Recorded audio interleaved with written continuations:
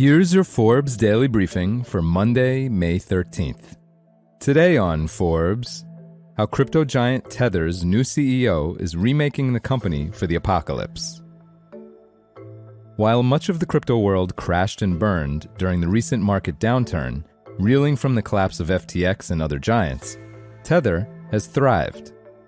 The market capitalization of its stablecoin, USDT, ballooned to $111 billion, triple that of its nearest rival, USDC, issued by Boston-based Circle.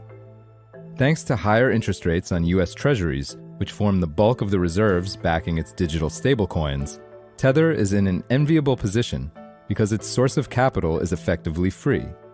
Unlike traditional banks, customers who deposit hard currency with Tether in exchange for the tokens earn no interest.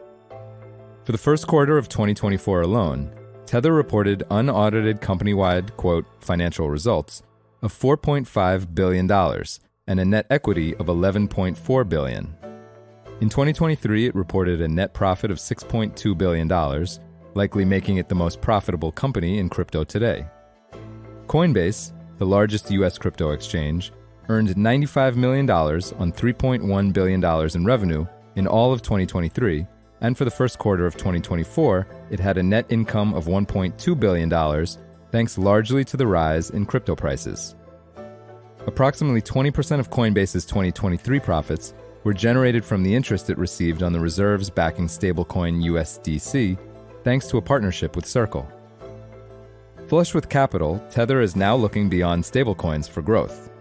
Last month, the company, headquartered in the British Virgin Islands, announced a strategic restructuring, branching into 3 new divisions beyond stablecoins: Bitcoin mining, artificial intelligence, and education. Tether's new chief executive, Paolo Ardoino, who had served as its chief technology officer and spokesperson since 2017, says, quote, "There is this concept of removing intermediaries in crypto that can be applied to many other things." Tether's planned expansion isn't just a matter of prudent diversification, it's philosophical. Arduino, who is 40 years old, says, quote, "We feel like 90% of technologies, if not more, are built for the best-case scenario, but no one is building the tech for the worst-case scenario. If there is a catastrophe, I'm not saying that there has to be a huge war, but anything can happen, and we are not prepared for that." Crypto historians will recall that Bitcoin was created by Satoshi Nakamoto in response to the 2008 financial crisis, a time when there was widespread doubt over the stability and trustworthiness of existing global financial systems. Arduino believes Tether will play a big role in creating what he describes as sovereign technologies that can empower people.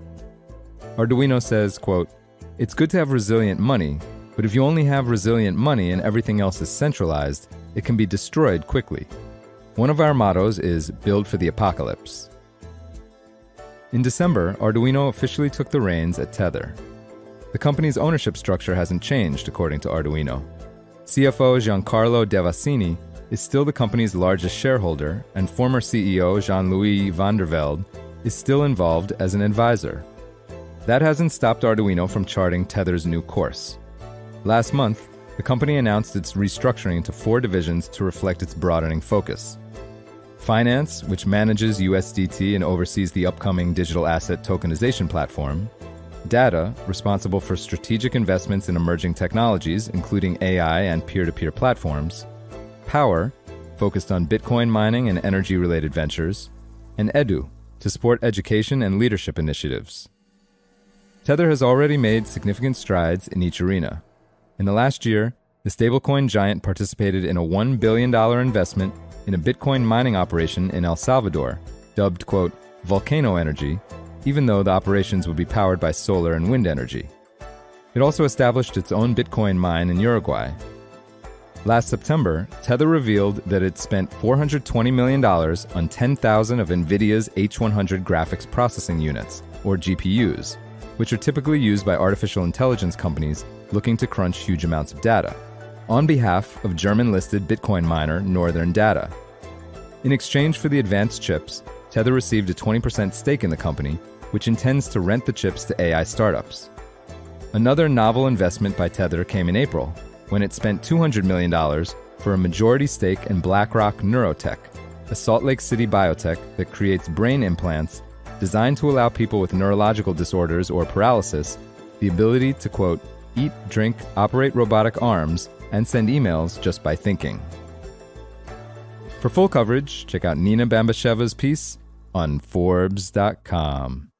This is Kieran Meadows from Forbes. Thanks for tuning in.